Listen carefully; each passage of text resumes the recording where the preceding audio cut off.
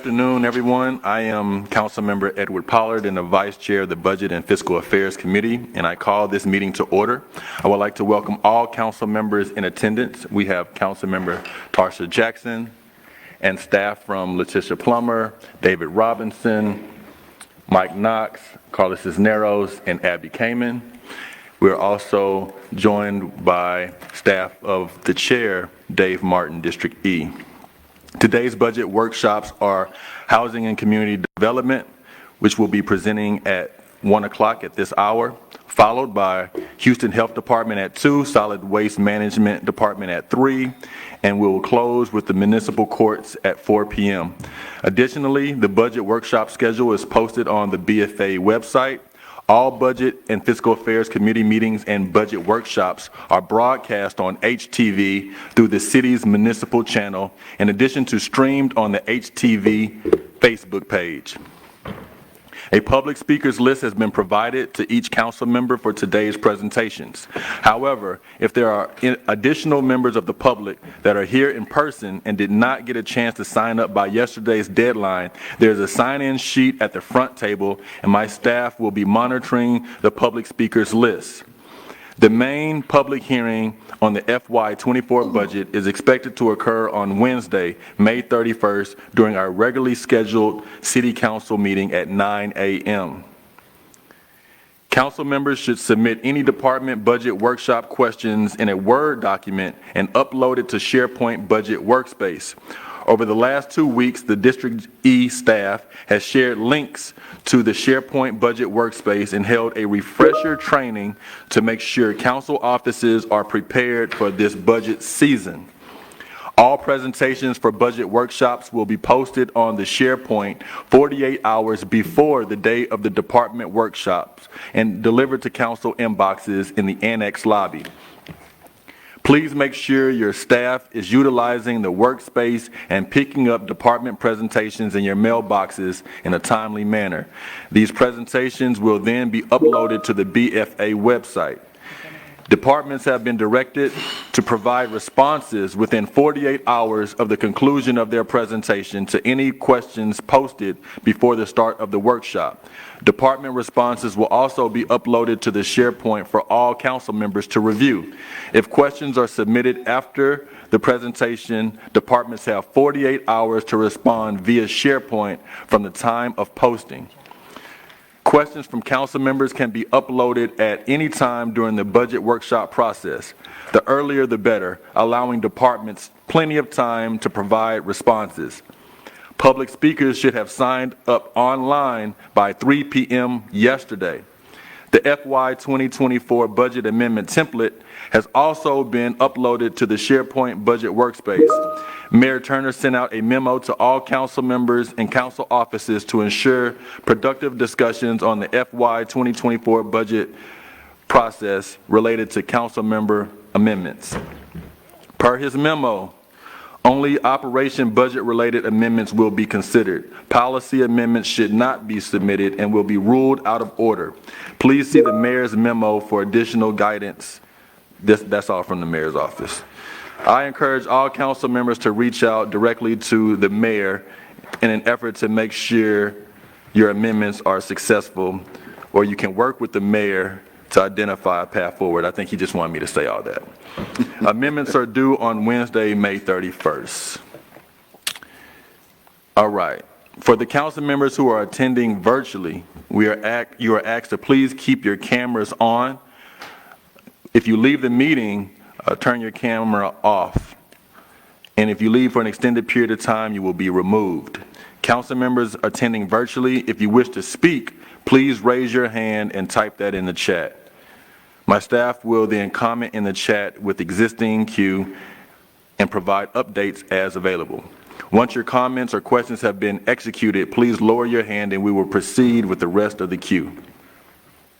Thank you all for being here, and let's get started on our first presentation. At this time, I would like to welcome Housing and Community Development Director Keith Bynum to provide the Housing and Community Development Proposed Budget. The floor is yours. Thank you very much. So once again, it's a pleasure to be here to present our budget. If we go to the next page, you will see our department organization chart. Next slide, please.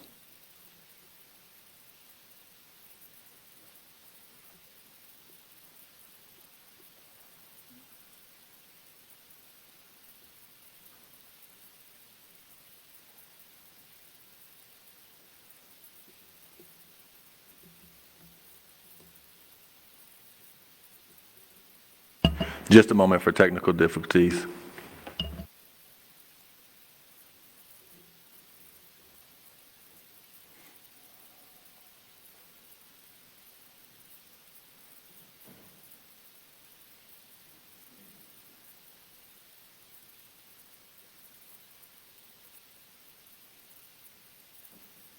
All right, we're back in business. Here we go.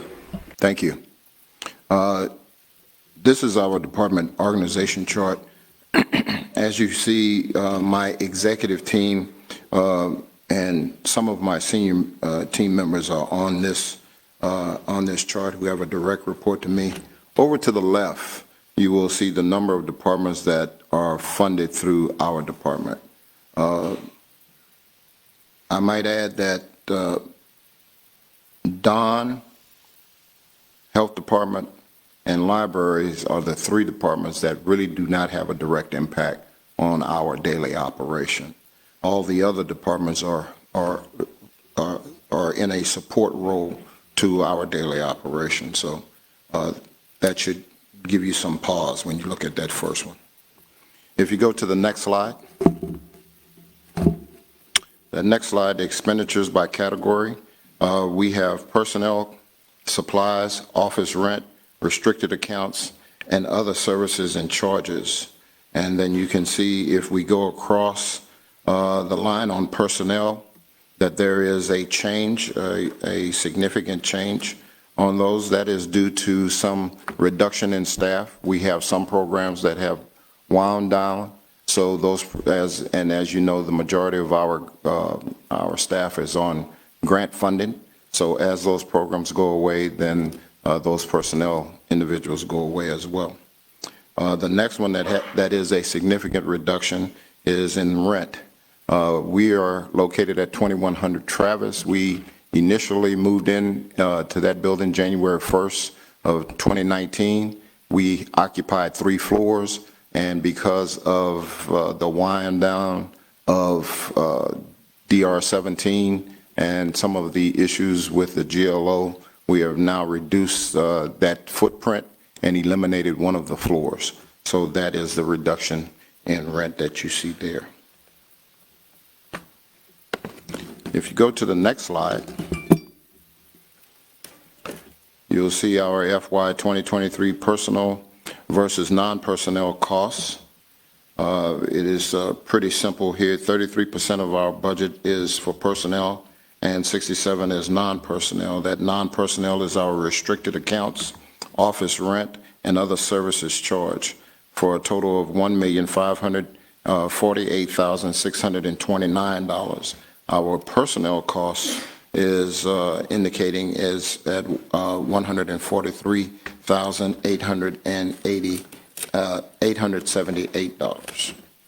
As you see on the chart to the right, office rent occupies 8% of that budget. Other services and charges are 1%, and 91% is the restricted charges. If you go to the next slide, our general fund revenue overview. On general fund FY22, our actuals was $435,780. It went up in FY23 to $876,450. And then in FY24, it will take a significant jump to $1,692,507. The variance of that is $816,057, a change of 93.1% change. If you go to the next slide, that just shows you a graph of how putting it in real life on what that jump and increase in is. For the most part, we're very simple. That is pretty much the end of the presentation, but I would like you to go to advance to slide 9.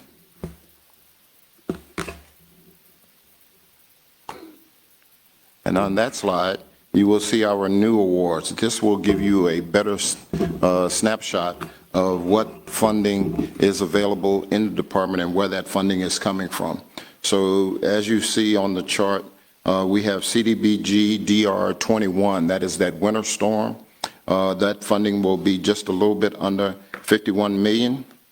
Then our regular CDBG funding from our entitlement side is just under 25 million. TERS funding is just under 14 million.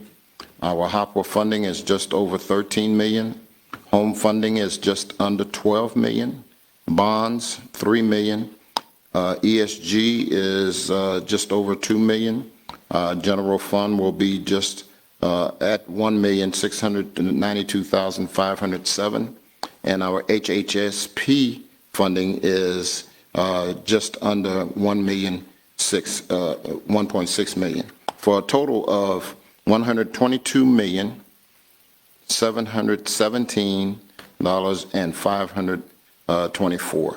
And that gives you, in the chart to the right, gives you just a percentage breakdown of what that funding is for the department. On the next slide is just the demographics of the makeup of the department. It gives you, identifies the department by male, female, and ethnic breakdown. And Mr. Chair, that is all we have for our presentation. Thank you, Director, and to your CFO, Ms. Tamika Jones, and the entire Housing Department. We want to show our appreciation for all your hard work throughout the fiscal year. Thank you for the presentation. I also want to acknowledge that we have Councilmember Amy Peck, Councilmember Alcorn, and Councilmember Huffman, who have joined us in chambers, as well as staff from Vice Mayor Pro Tem Castex Tatum's office. A couple questions.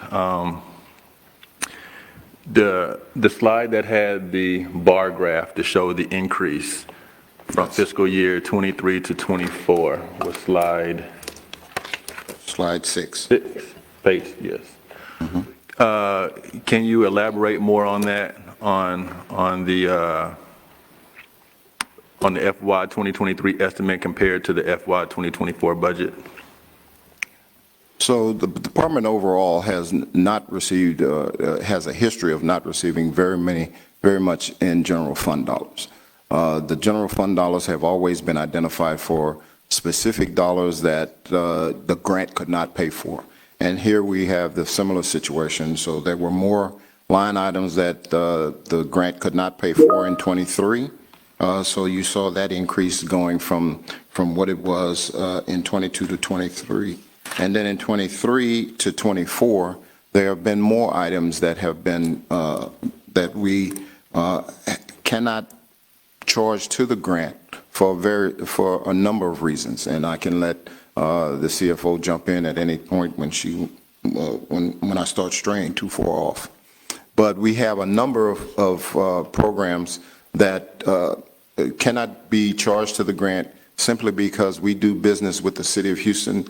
In some cases, for example, cell phones. And cell phones for the department, if it was not federally procured, it gives us some issues with being able to charge that to the grant. So when we're doing business with city and the city doesn't follow all of the, or not required to follow HUD guidelines, it always puts us in a little bit of a position that doesn't allow us to pass that particular charge on to the grant. So that's why, and we have a number of those kinds of situations. So that's why you see such a large jump in the budget for 2024. Ms. Jones, you like to chime in at all? Yep, I just want to add to what Director Bynum said. Primarily, one of the large expenditures that we anticipate is going to be employee exit costs. Those are the employees like our Director Bynum, who we are going to keep here as long as possible because we cannot afford for him to leave the City of Houston. But several of those employee exit costs are non-reimbursable to the grants. And so we have to be able to find a local funding source that we can use to cover those employee exit costs. Great, thank you. First in the queue is Councilmember Sally Alcorn. Thank you, Chair, and thanks for the presentation. And along those same lines, he asked my question. That's the bulk of these, of the increase in the general fund is just for the restricted accounts. Application services, data services, GIS, voice, all that, Chronos, drainage. That is correct. So were we using TERS funds that were more flexible to pay those costs before if they weren't allowed by the grant? Both. So what we do is we evaluate the cost and determine if it is associated with the grant, and if it is, then we submit for reimbursement. And then otherwise, we've included it historically as part of our administrative cost. And then, as you know, we've received a lot of scrutiny over the years about using TERS dollars for some of the administrative expense. I'd rather see the transparency of the general fund being used for that. So I appreciate that very much. On slide 9, when really the housing story, finance-wise, is really the grant money that you get. So appreciate that slide. And will you remind me of the timing of the annual plan or comprehensive plan and when we can weigh in on how these funds are spent? How does that cycle go? So that has already happened. We've already done. For next year. We've already done the 2 public sessions that we're required to do. So we've already submitted our annual action plan. So we're just waiting for that to be approved and then funding come. So we do 2. We do 1 in the fall. Okay. And the 1 in the fall is usually done in late November. And then we do a spring, which is usually done in March. And that determines kind of the buckets or what like specific projects or specific spends within that. Is that part of that process, or is that developed after? Is the public process? I guess I need to understand better. Like, is that more of a high level? So we do ask the public for input for the various buckets of money. This is on the entitlement side. Right. The various buckets of money.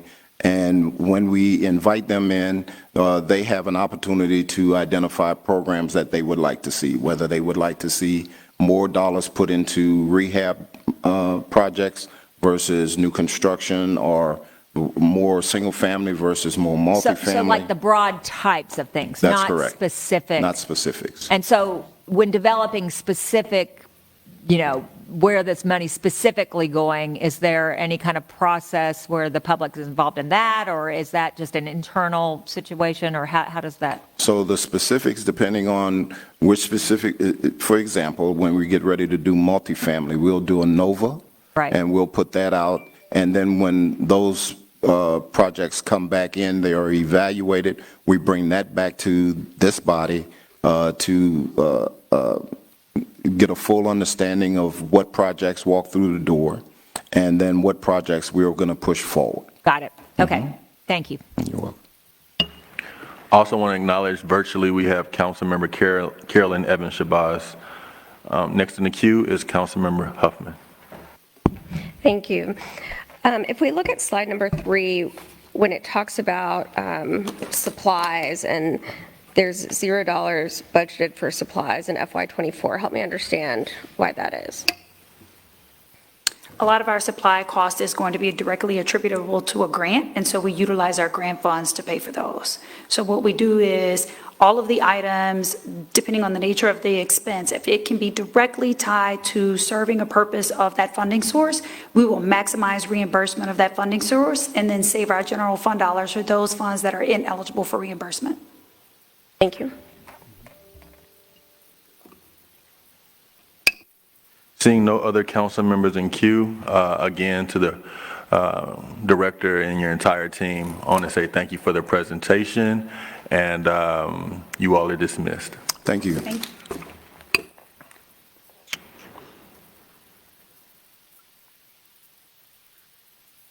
We will now jump into the public comment period. Public speakers, when your name is called, please make your way to the podium.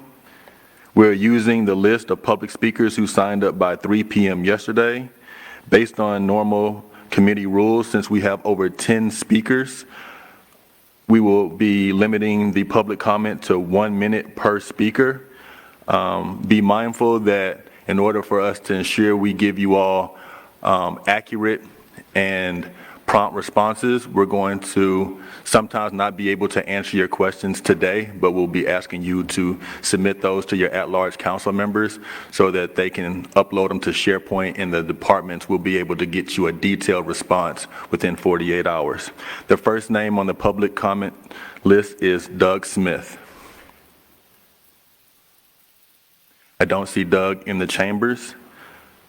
Next is Saba Blanding. I don't see Saba. Chris Valdez. Maximo Cortez. Lois Gallo. Sarah Syed. Sarah's here.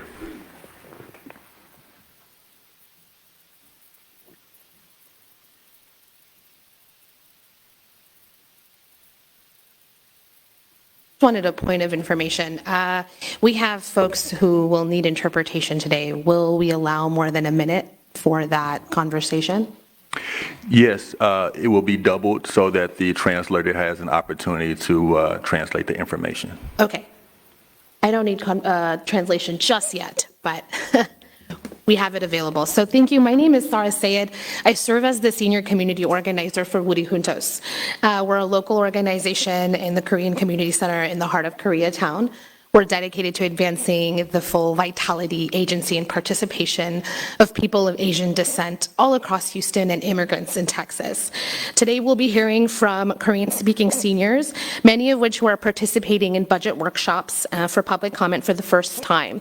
Each individual will be sharing a personal comment, an observation regarding the budget, and a suggestion to City Council members. We hope you honor their commitment to participate and consider the perspective provided when you're making important decisions about the budget. We recognize that change is not created overnight, and we know that reaching out to our individual council members is equally important, but I will add it's much harder to do when English is a second language and when it's a challenge to follow up with folks who may have limited English proficiency. We are looking forward to review the annual action plan that describes the comprehensive use of funds. Just based on the review of the budget today, I noticed that it was all in English. The presentation did not go over specific goals mentioned in the general report.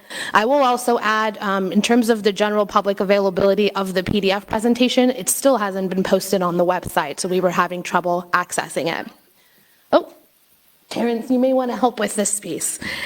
We are hoping that we can have more community stakeholdership in spaces like this.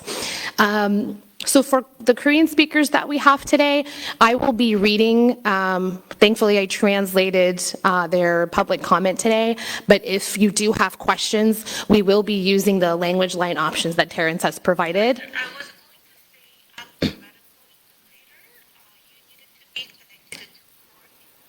Darn. So it looked like the wrong interpreter was called, so I think Terrence is going to figure that out, but I hope we can figure that out before the next person is called. But that's it for my comment. We'll make some time, and we will, based on the public speakers list, maybe we can rearrange to ensure. So we appreciate your comments. Okay. And we will take them all into consideration. Okay, cool. I will come up with each person to help out with this. Okay. Okay. Is the translator ready? Yeah. Okay. I would just recommend speak two sentences. Sure. The next public speaker is Terry Hyang.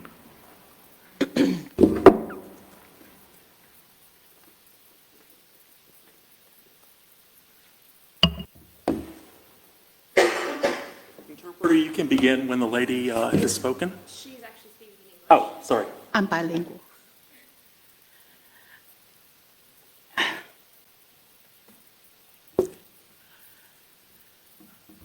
Okay, hello.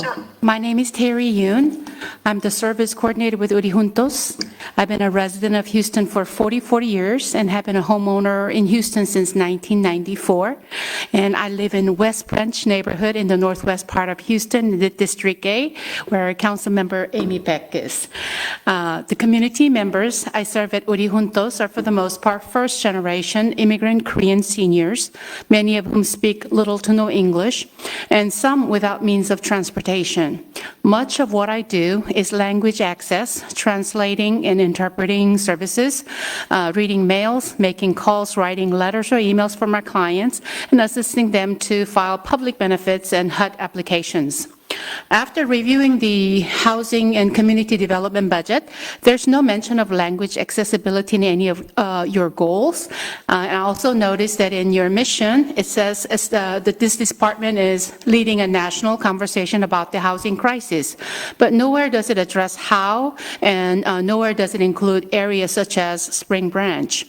Under the department's short-term goals, it states that this department is here to help recover from disasters, but again, does not list where or how. Instead, what we are seeing is an increase in budget administrative services, but a slight decrease in staff, and I heard the explanations earlier. The Houston Health Department was not able to post their full PDF fiscal year 2024 presentation in time before this meeting, so any feedback is based on the general budget report, last year's budget, and what we have heard today. In order to put in a work repair order, to make a complaint, to renew leasing contracts or ask questions, most of our clients who are Korean speaking have a hard time due to limited or no English proficiency.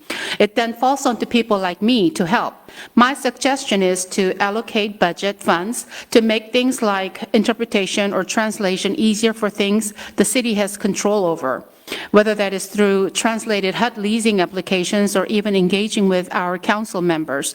No one should be cut off from speaking because they don't speak English. There should be a language options that, and there should be intentional outreach. Thank you for listening. Thank you very much for your comments. I think they were well said, and there's a lot of merit to them. So we will take that under consideration. Just know that all the presentations have been uploaded at this point.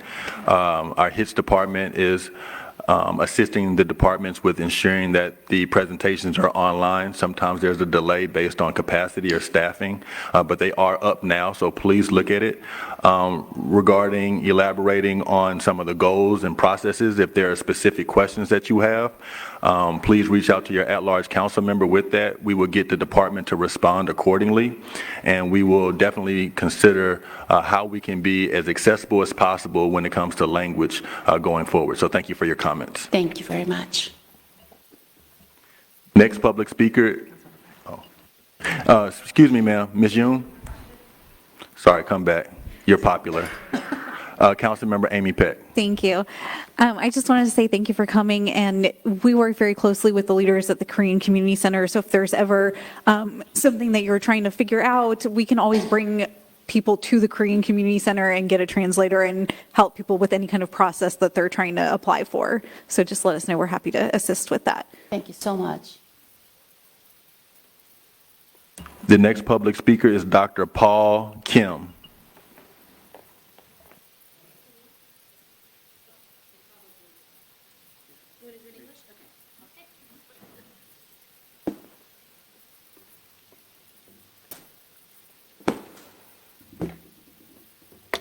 Good afternoon.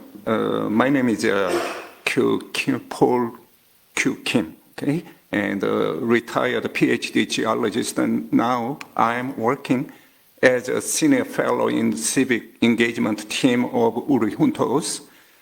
As global warming is rapidly progressing all over the world, the various parts of the earth are suffering from unprecedentedly frequent extreme weather events.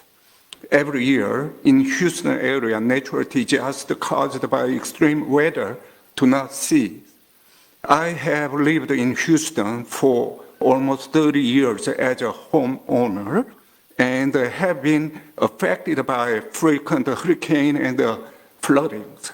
My experience includes various damage to roofs, fence, window glass, carpet, and vehicles. I have paid the cost for repairs myself. Unfortunately, these damages are still being repeated almost every year. I had a personal desire that such a compensation budget unclaimed should be exclusively spent on expanding greatly improve the infrastructure to solve such repeated problems. We cannot delay even for a moment. A stitch in time save 9. In the near future, if we do not respond timely, tremendous damage may not stop occurring in the Houston area. Due to its smectite-rich nature, the soil widely distributed in Houston area is not likely to drain well. Consequently, I really hope that a substantially increased budget in 2024 will be allocated to develop an advanced drainage system and flood-free residential facilities in preparation for extreme weather and flood damage. Thank you for listening. Thank you, Dr. Kim. I think those were some excellent points that you made. Yes, we have been hit by lots of natural disasters over the past 7 years, and I think we've learned a lot from each of them. The city has put in lots of safeguards and contingencies. I think based on the feedback that we've received from the public, that infrastructure is one of the top priorities, and we're looking towards big investment in this next fiscal year. When it comes to infrastructure, especially flood mitigation, know that when it comes to some of the bigger projects, we have to get federal reimbursement for that, and we are actively working with our federal partners and trying to expedite those. But your comments are spot on. I agree with you that we have to be proactive when considering where we live and the extreme weather events that we're faced with, and we'll continue to do so. Oh, thank you. Thank you. Appreciate it. Thank you. Myung Kim. Young Kim.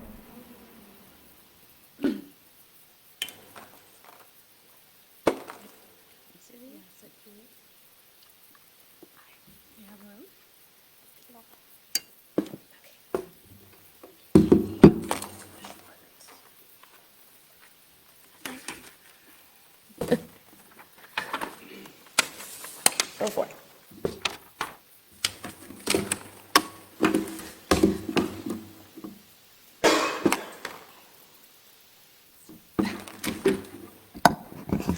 안녕하세요. 안녕하세요. 제 이름은 김명진입니다. 저는 스프링 브랜치 소재 한인회관 건물에 위치한 우리 훈토스 시민 참여의 일원입니다. 저는 스프링 브랜치에 있는 레이크뷰 시니어 아파트먼에 2년째 거주하고 있으며 휴스턴에 산 지는 30년 됐습니다. 저는 휴스턴시 주택 및 지역사회 예산에 대한 의견, 관찰 및 제안을 제공하기 위해 이 자리에 섰습니다. 내 의견은 최근에 나이 든 여성인 이웃이 갑자기 건강 상태가 악화되어 고통을 호소했으나 주위에 아무도 911에 전화할 사람이 없었습니다. 서둘러 긴급 전화를 걸어야 했고 구급차가 도착해 상황을 수습했습니다. 텍사스 보건복지부를 비롯한 정부 기관에서 오는 우편물도 있는데 이것들은 개봉되지 않은 채 쌓여있기만 합니다. 심지어 아파트 단지 내에 배포되는 공지사항조차 이해하지 못하고 서로에게 물어보지만 소통을 제대로 하지 못하고 있습니다. 이 예산을 검토한 결과 예산이 언어 접근을 위한 예산을 어디에 할당하고 있는지 알 수 없습니다. 이러한 모든 어려움은 언어 장벽에서 비롯되며 이를 해결하기 위한 예산이 고려되기를 바랍니다.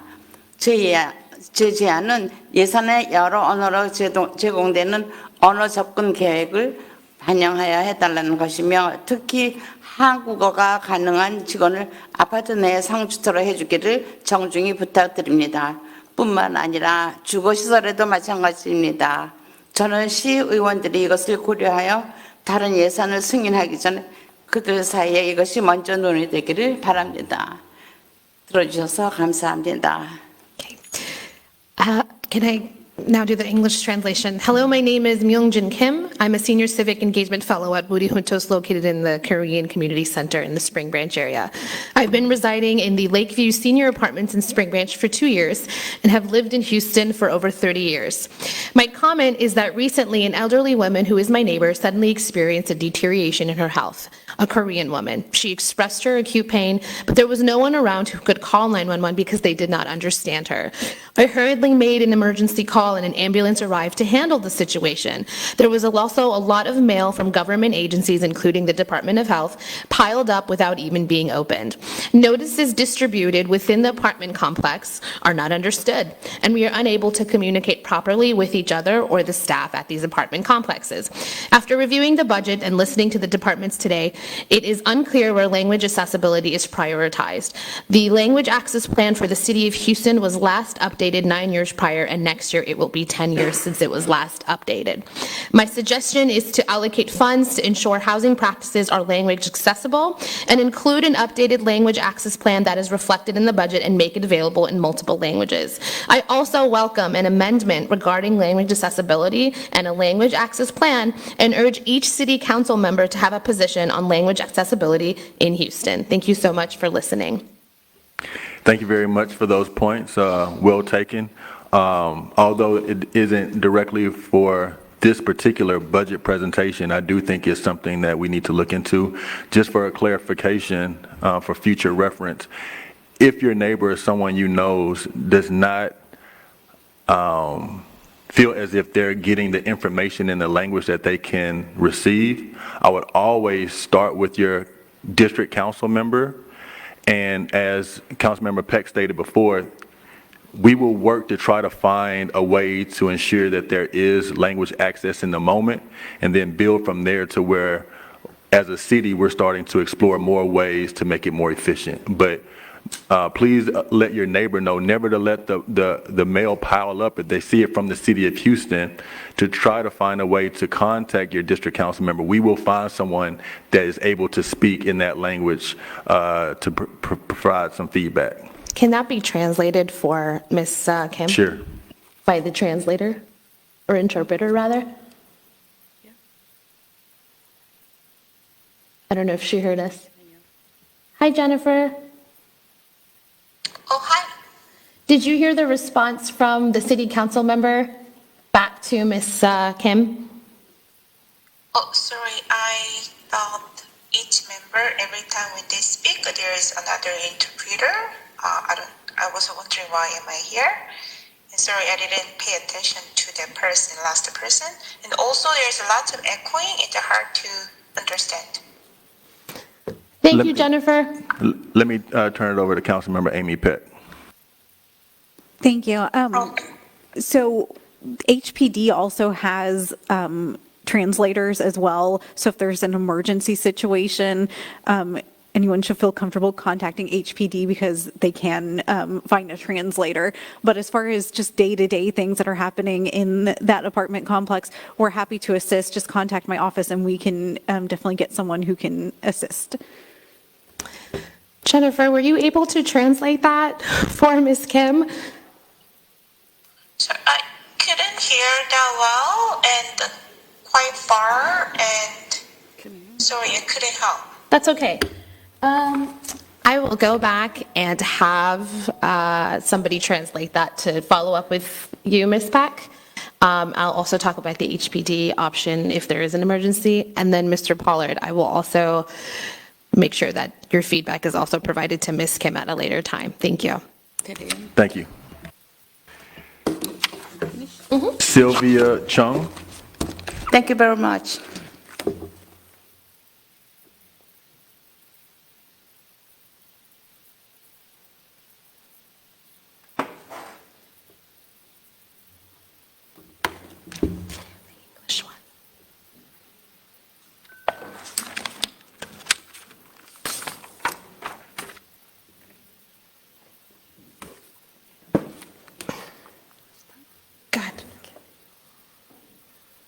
안녕하세요. 제 이름은 실비아 정입니다. One second, Sylvia.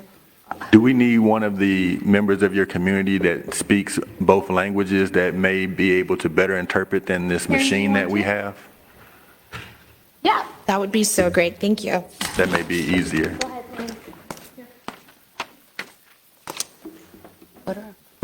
We always try to find a way. All right. 네, 안녕하세요. 제 이름은 실비아 정입니다. 저는 스프링 브랜치 지역의 코리안 커뮤니티 센터 건물에 위치한 우리 훈토스의 고객입니다. Hello, my name is Sylvia Chung. I'm a client of Woori Juntos, located in the Korean Community Center in the Spring Branch area. 저는 게스너와 웨스트하이머에 위치한 벤츄라 러프트 아파트에 살고 있는 휴스턴에는 2021년부터 거주하고 있습니다. 저는 노인을 위한 독립생활 공동체에서 지원을 받고자 하는 66세의 혼자 사는 사람입니다. 퇴직한 상태이고 아파서 병원에 치료받고 있으며 보통 아파트 단지는 비싸서 살 수가 없으므로 코리아타운의 노인 독립 저소득 주택 아파트 대기자 명단에 서류를 신청한 상태입니다. I'm a 66-year-old widow, retired, and being treated for cancer. With my low income, I'm unable to live in a regular apartments. I live with my son in Ventura Lofts apartments near Gessner and Westheimer, and I've lived in Houston for 2 years. I've been on a wait list for senior independent living housing apartments in Koreatown for 1 year and a half. 저는 휴스턴시 주택 및 지역사회 예산에 대한 의견 관찰 및 제안을 제공하기 위해 이 자리에 섰습니다. My comment is that during COVID, I submitted an application through a Dropbox because the office was always locked. 2021년 코비드 기간 상태 동안이었으며 파이만 아파트는 오피스를 잠그어 들어갈 수가 없었기에 리싱 서류는 드립박스를 통해 신청서를 제출하였으며 전화를 걸어도 담당자와 통화할 수 없었고 콜백 메시지를 남겨도 리턴 콜이 오지 않은 채 시간이 훌쩍 지났는데 얼마 전 사무실에 열었다는 소식을 듣고 찾아가서야 1년 반 전에 제출한 서류 신청서가 뭔가 부족하다는 말을 듣게 되었고 1인 거주자는 스튜디오 아파트의 경우 6개월에서 1년, 원베드룸 아파트의 경우 3년, 투베드룸 아파트의 경우 5년을 기다려야 한다고 들었습니다. Recently, I went by the office, which was open, and found out 18 months later that my application was incomplete. I was also told that for a single occupant, there was a 6 to 12 month waiting time for studio apartment, and then 3 years for one bedroom apartment, and 5 years for a 2-bedroom apartment. All right, your time has expired. Thank you for your comment.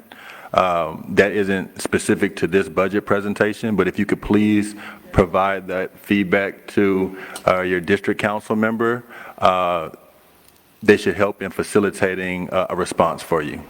Can we just get a 30 seconds and I'll just finish 2 paragraphs and without her Is it saying related? Is it related to the budget presentation? It has the observation and suggestions. So I thought that was very important.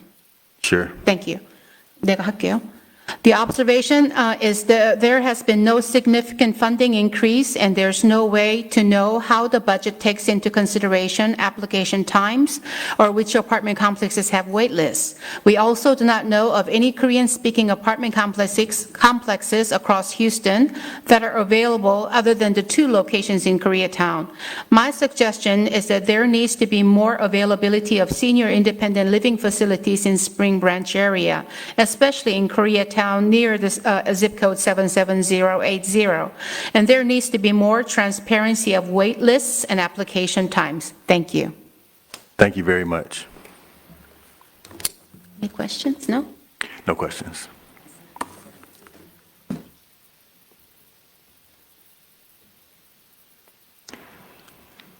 Hyang Rhee.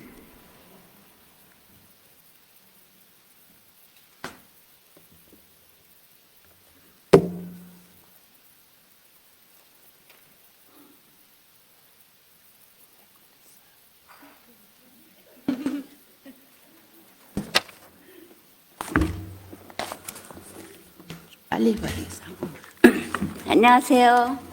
저는 휴스턴에서 42년 동안 살고 있는 73살 이항숙입니다. 작년부터 우리 훈토스에서 시니어 시민 참여 팀으로 일하고 있습니다. 저는 휴스턴시 주택 및 지역사회 예산에 대한 의견, 관찰 및 제안을 제공하기 위해 이 자리에 섰습니다. 제 이야기를 잠깐 하겠습니다. 저는 휴스턴 채널뷰에서 40년간 세탁소를 운영하며 세금도 제때에 냈고 본인 주택에서 32년 살기도 했어요.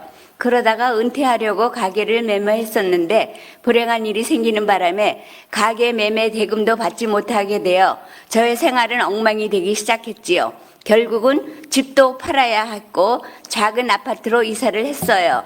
이후 은퇴임금으로 일반 아파트에서 살다 보니 여유가 없어 이제는 시니어 아파트로 가서 살아야 할 형편이라 시니어 아파트를 찾아가 알아보니 빈 방이 없으니 기다리라고만 하더군요.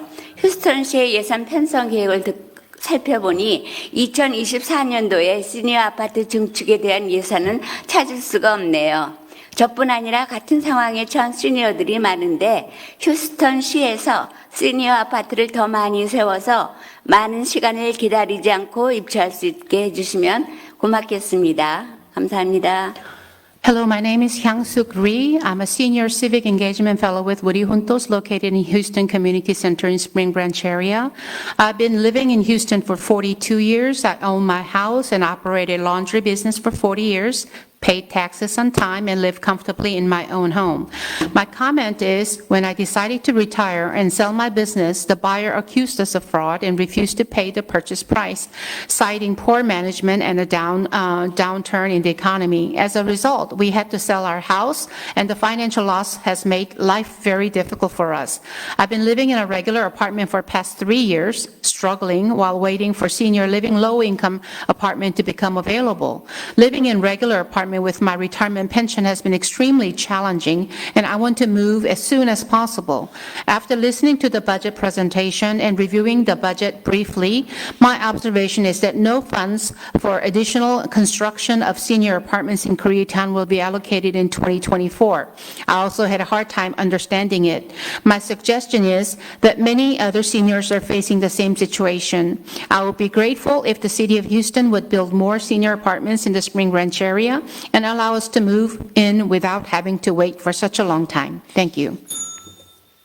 Thank you for your comment, and it's well noted.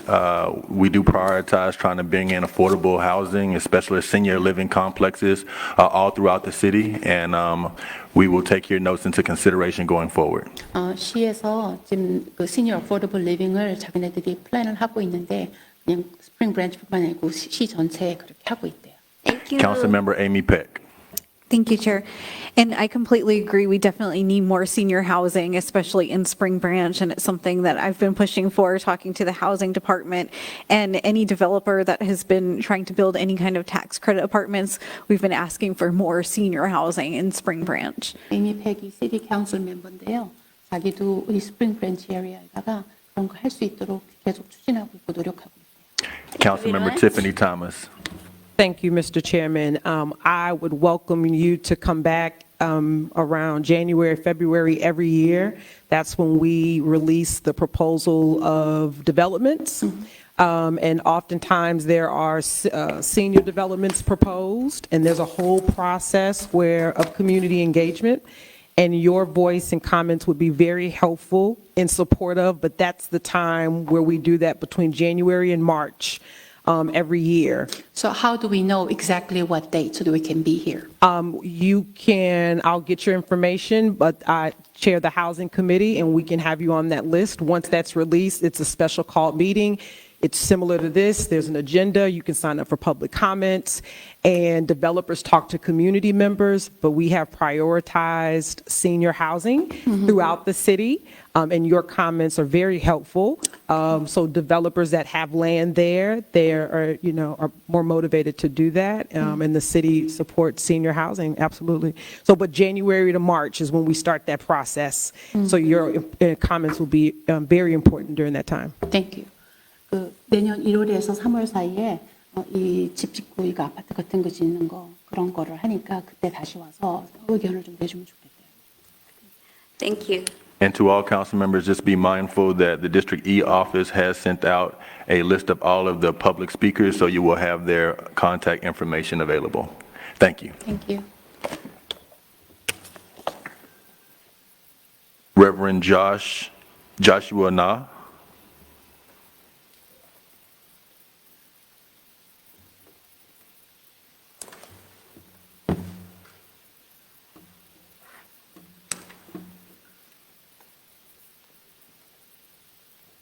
Too late, sorry.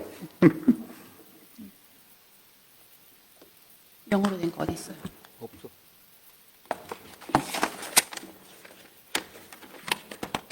이거 없는데? 그냥 하세요. 안녕하세요. 저는 조사 나만식입니다. 저는 스프링 브랜치 소재 한인회관 건물 유치한 우리 훈토스 홍보이사입니다.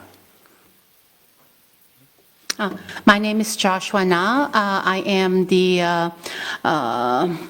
receptionist for Woori Juntos in Spring Branch. 네, 저는 5년 동안 휴스턴에 살고 있고요. I lived in Houston for 5 years. 2018년부터 21년까지 약 4년 동안 From 2018 to 2021, for 4 years, he lived 허드 주택에서 살았습니다. in HUD apartments. 네, 저는 현재 목사로서 교회 주택에 거주하고 있습니다. Right now, he's a pastor and he resides inside the church. 저는 휴스턴 시 주택 및 지역사 예산에 대한 의견 관찰 및 제안을 제공하기 위하여 이 자리에 와 있습니다. He would like to share his comments and observation and suggestions. 제 의견은 한때 허드 주택에 살았고 지금은 저렴한 교회 주택에 살고 있지만 사람으로서 작정한 아파트 주택을 확보하게 하는 것이 얼마나 어려운지 압니다. My comment is that for someone who lived in HUD apartments and living in a church house, it's very hard. He knows how hard it is to move into HUD apartments. 편성된 예산은 살짝 저희들이 본 적 직원 확보나 직원 교육을 위해 예산을 할당하고 있는지 알 수 없었습니다.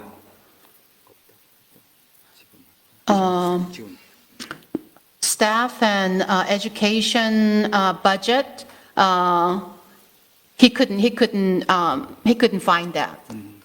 2023년도 인력에 대한 예산은 0.3으로 추정되어 있지만 2023년에는 0.2입니다. 제가 보기에는 이 시안에 대하여 충분한 자금이 사용되지 않은 것으로 알고 있습니다. He said in 2023 budget, for the staff, it was 0.3, but in 2024, it went down to 0.2. So he thinks that not enough funds have been allocated for staff.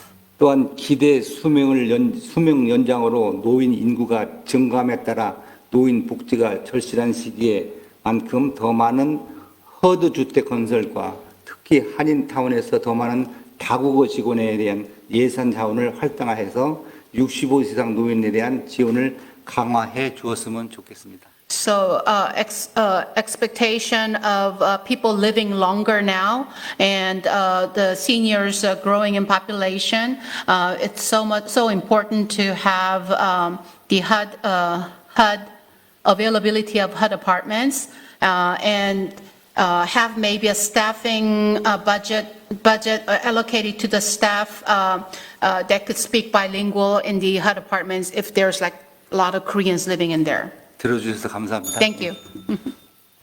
Thank you, Reverend, and those are some good points. We'll take them into consideration. Also, if you have your talking points, if you all want to share those with your at-large council member, we can get those uploaded, and for specific questions within those, the departments will respond. 좋은 그 코멘트해서 좋다고 그러고요. 여기 있는 거 이제 우리 이야기하는 거를 카운슬 멤버하고 이렇게 같이 쉐어하면은 나중에 더 깊이 대화할 수 있다. I hope. Thank you. And just a moment, Councilmember Thomas. Yeah. We'll respond to you online. Okay. Thank you so much. Thank you.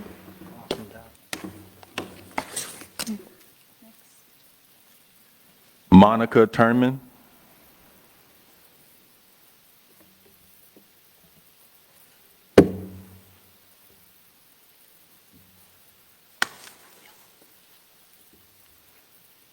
영어 있어요?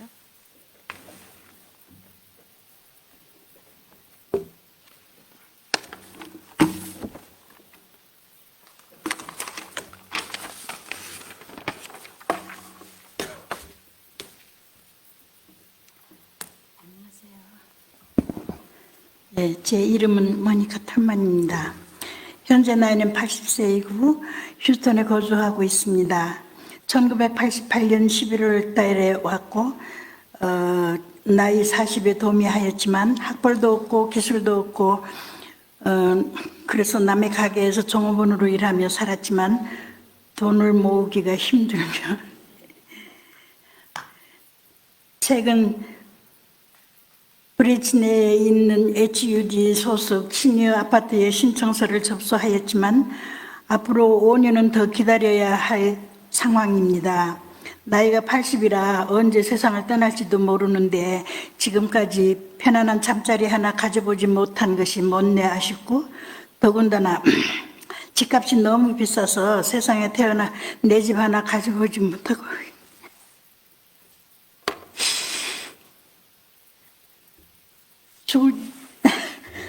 죽을 때가 되었다는 것이 서글플 따름입니다.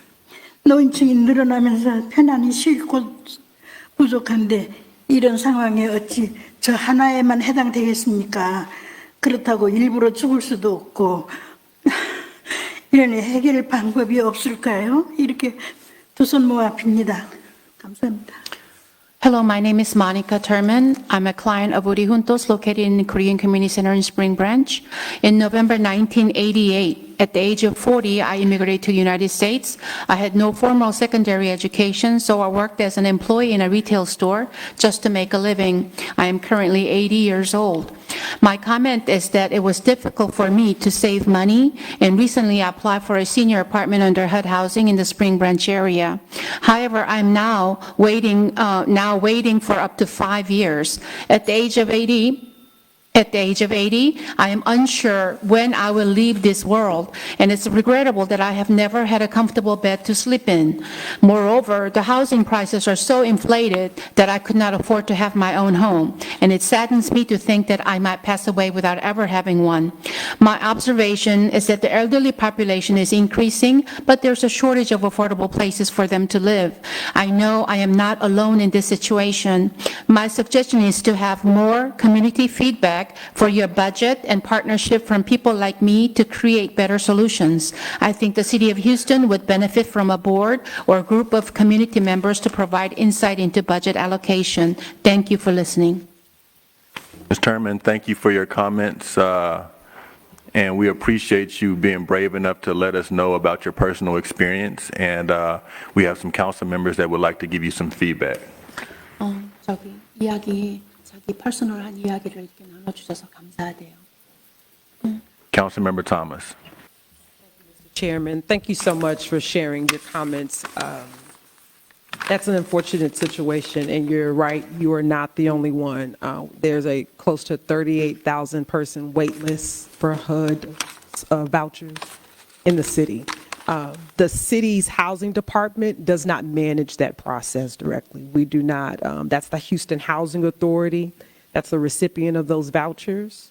And yes, there is a shortage of inventory, and there is an increased demand for that. And so sometimes that's confused that the city, the budget that you see today presented, that's separate of what the Housing Authority, and I do believe that they have a type of a community advisory where they receive feedback from tenants and or community members. But the wait list is something that all of us have been, we have our hands on that because it's an incredible demand. The city, we don't develop. We supplement funding and propose certain projects in partnership. And I'm sure your council member, and if there's anything in written form that you need, Mr. Chairman, do we give that to BFA and then it goes out? Then we can give that to BFA so they can have that. But I've heard the HUD voucher a couple of times. We don't manage that process. 하우싱 어토리티, 그러니까 City of Houston에서 이거를 담당하는 게 아니고 하우싱 어토리티에서 하는 거래요. 담당하는 그 부서가. 그 부서가 좀 다르죠. And I'm sure if she reaches out to her district council member or the at-large council members to ask about how to get assistance with communicating with the Houston Housing Authority, which is over the HUD vouchers, we can assist with that. Yes. Yeah, we will need that. Councilmember Amy Peck. Thank you. Yeah, please contact my office. We'll see what we can do to help. Thank you. Thank you. 저분한테 연락을 하면 되는데 이따가 나중에 연락처 받으면 돼요. Thank you very much. 감사합니다.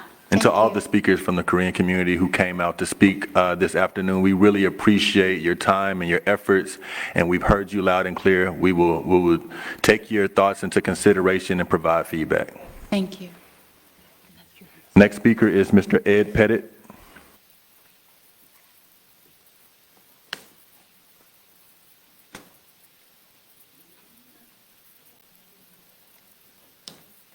One minute. Yes, sir. I'm Ed Pettit. I'm Vice President of the 3rd Ward Super Neighborhood. In our Complete Communities Action Plan, there's about a dozen goals where housing and community development is identified as the lead. I can't say I know a single progress update on any of those goals, and I can't remember the last time someone from that department came to a super neighborhood meeting, so I would love assistance in setting up an update session with them. I noticed that there's millions of dollars being transferred between the department and TERS's. The Midtown TERS owns over hundreds of properties in 3rd Ward that have been vacant for 30 years. In the past 10 years, 8,000 primarily African-American residents have been displaced. And we also were told that the ION would be setting aside funding for housing, but there hasn't been a single public meeting since the CBA was approved by all of you except for Council Members Plummer, Thomas, and Shabazz. And so the other 14, where's the transparency and accountability? Thank you, Ed. If you want to put those specific questions out to your council member, we will get those uploaded. I'm sure that the department will be able to respond with some direct answers to you, and then we'll provide feedback there. Thank you very much. Mr. Jason Oliver.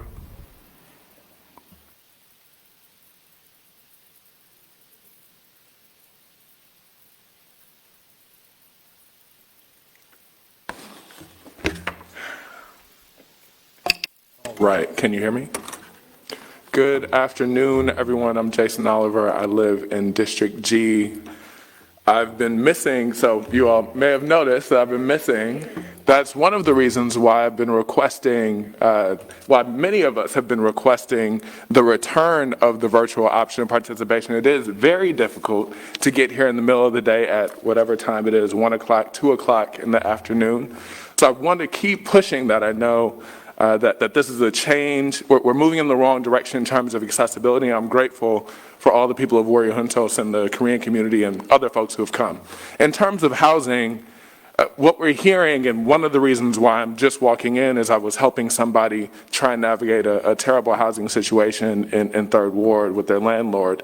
But we need more accessibility in terms of these conversations about housing. You say it's the Houston Housing Authority. I understand that, right? I've been here year after year.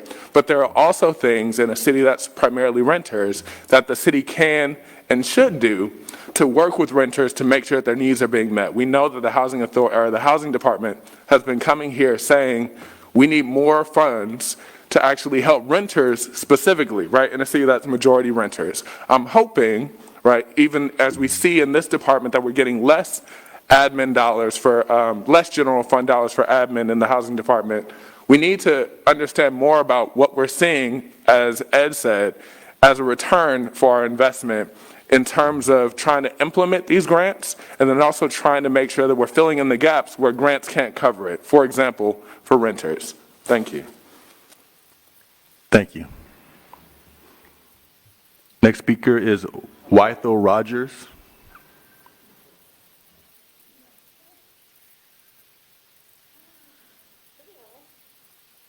Everyone, I was going to say, but yeah, I agree with that. So I have two questions. The first question is, there is a program.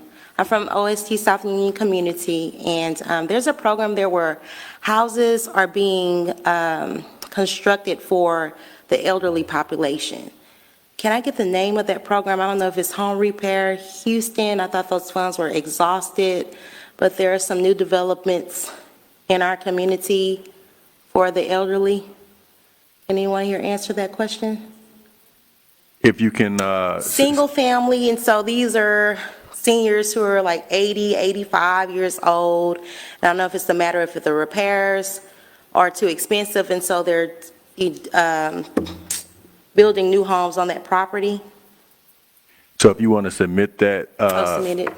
we will look into it and provide feedback. Reach out to your district council member on that particular. I did. That's District D. Yeah, I've done that. Continue to but yeah. reach out, or one of your at-larges. Okay. All right. And the next, go ahead. Were you about to say?